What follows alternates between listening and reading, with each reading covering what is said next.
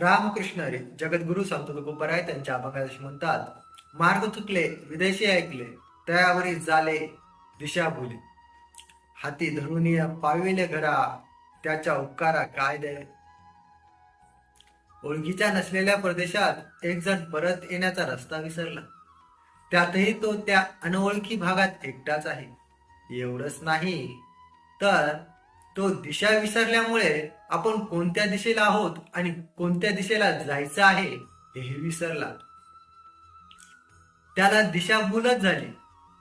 अशी गंभीर आणि भयभीत परिस्थिती निर्माण झाल्यावर नेमकं त्याच वेळी त्याच्या हाताला धरून त्याला धीर देऊन अगदी त्याच्या घरापर्यंत जर कुणी आणून सोडलं तर अशा त्या वाट दाखवणाऱ्याचे, धीर देत घरापर्यंत आणून सोडणाऱ्याचे आपल्यावर अनंत उपकार झाले असं समजावं.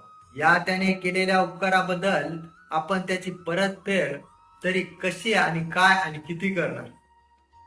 आपल्या आयुष्यात अनेक मार्गदर्शन आपल्याला जीवनदाने भेटले, भेटत आहेत आणि भेटत राहणार आहेत.